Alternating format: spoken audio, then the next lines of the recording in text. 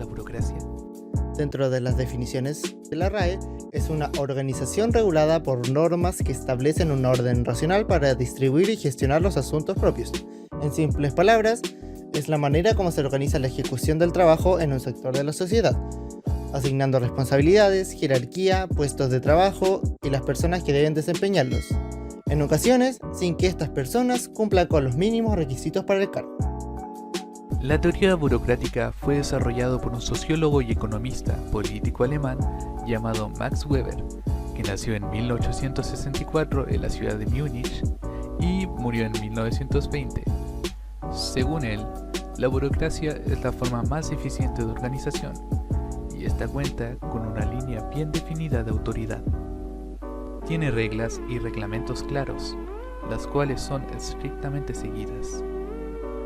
A comienzos del siglo pasado, publicó una extensa biografía acerca de las grandes organizaciones de su época. Les dio el nombre de burocracias y pasó a considerar el siglo XX como el siglo de las nuevas burocracias, pues creía que estas eran las organizaciones características de la nueva época. Sus aportes a la administración fueron reconocidos después de su muerte. El modelo burocrático de Max Weber surge como respuesta a las limitaciones organizacionales de los sistemas ya existentes, los cuales se basaban en comprender la sociedad de dos formas. Por un lado, como un sistema tradicional, por ejemplo, la iglesia, y por otro, como un sistema carismático, por ejemplo, los partidos políticos. A partir de esto, Weber propone comprender la sociedad como una organización burocrática basada en la racionalidad y cuya organización jerárquica del trabajo permite el logro de los objetivos con eficacia y eficiencia.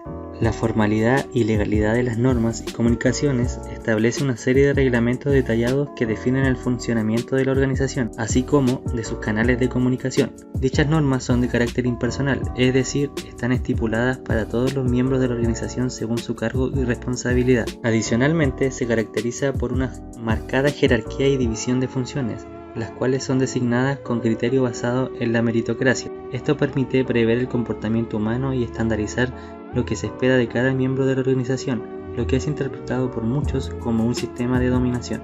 Los inconvenientes de la burocracia. La burocracia es a menudo criticada, y estos son los principales inconvenientes. Rigidez en la toma de decisiones. Todo debe realizarse según el reglamento. Lentitud en los procesos. Debido a su rigidez, los procesos son lentos y poco flexibles. Puede dar lugar a situaciones de nepotismo o corrupción. El poder de decisión lo ostenta. Quien ostente el mayor rango, no quien sea más capaz o esté mejor cualificado. No se tienen en cuenta las opiniones de quienes discrepan. Pueden crearse reglas que resulten contradictorias entre sí. Creencia de que el sistema es perfecto, poca autocrítica. Las ventajas de la burocracia. A pesar de sus inconvenientes, un sistema burocrático tiene las siguientes ventajas. Un desempeño adecuado en el puesto de trabajo. Los cargos y las tareas están bien definidos. Las responsabilidades están bien delimitadas, lo que evita conflictos entre las personas que integran la organización. Previsibilidad. Todo se desarrolla según las normas. Las decisiones se tomarán con rapidez. Meritocracia, es decir, habrá una selección en función de la capacidad y competencia. División de labores. La división de labores se refiere a la delimitación de las obligaciones a cumplir dentro de una organización.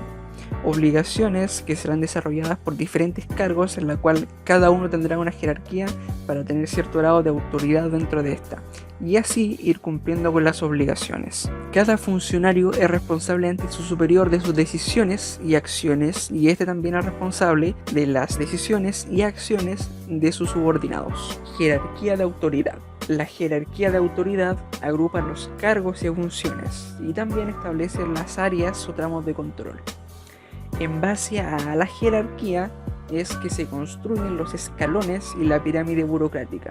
La autoridad y el poder de la pirámide burocrática son inherentes al cargo y no a la persona. De esta manera se protege al subordinado de la potencial acción arbitraria de su superior, dado que la acción de ambos se procesa dentro de un conjunto de reglas reconocidas dentro de la organización. Selección formal. Cada organización buscará personal capacitado en todas las áreas requeridas. Dicha especialización debe ser adquirida previamente por los empleados, aunque algunas organizaciones fomentan y también estimulan la constante especialización de sus miembros, ya que esto genera mayor competitividad en relación a sus competidores. Normas y reglamentos formales. La burocracia es una organización compuesta por una serie de normas y reglamentos, los cuales se establecen por escrito. Se basa en una legislación propia en la que se define y pauta cuál será el funcionamiento y cómo se llevará a cabo la administración y organización burocrática. Estas normas y reglamentos son muy detalladas, precisos y racionales, pues deben ser coherentes con los objetivos iniciales. Impersonalidad. Los actos administrativos, las decisiones y las reglas se formulan y registran por escrito, y el funcionario ideal cumple su tarea con su espíritu de formalidad impersonal. Orientación hacia la carrera. Se requiere una especialización y una preparación cualificada, y su selección se realizará de acuerdo con este tipo de criterios. Se considera el empleo como una carrera que se desarrolla de acuerdo con un sistema de promociones establecido en función de la antigüedad o la capacidad y conocimientos técnicos. Se trata de una adjudicación de los puestos y cargos por razones de competencia y no por preferencias personales o nepotismos. Max Weber distingue tres tipos de sociedad.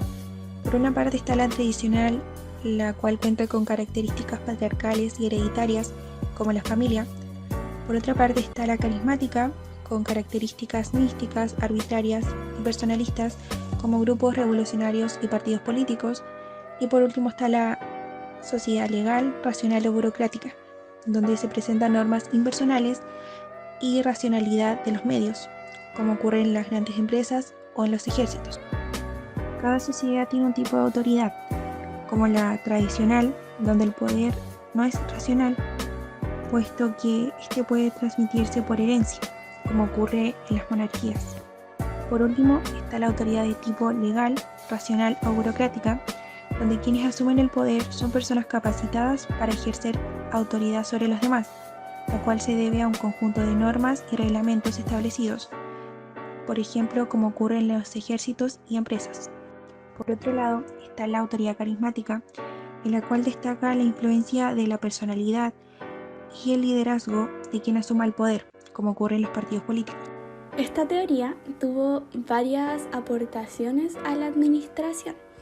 Algunas de ellas son la especialización de operarios y de procesos del trabajo, la idea de la estandarización del desempeño de funciones, la noción de la centralización en la toma de decisiones, la uniformidad de prácticas institucionalizadas, la no duplicación de funciones, la profesionalización de la función administrativa como distancia de la función de los accionistas, los méritos por el talento de las personas, el orden y la disciplina. Ejemplos. En el banco. Las distintas gestiones con el banco generan un costo a lo largo de la vida de la empresa. Pérdida de tiempo en los cajeros, los ingresos de efectivo, las transferencias, solicitud de tarjetas, etc. La obtención de financiación merece un lugar destacado en la burocracia, ya que el solicitante debe esperar, en el mejor de los casos, 2 o 3 semanas para recibir una respuesta de su entidad financiera. En los hospitales, por jerarquía a los directivos del hospital,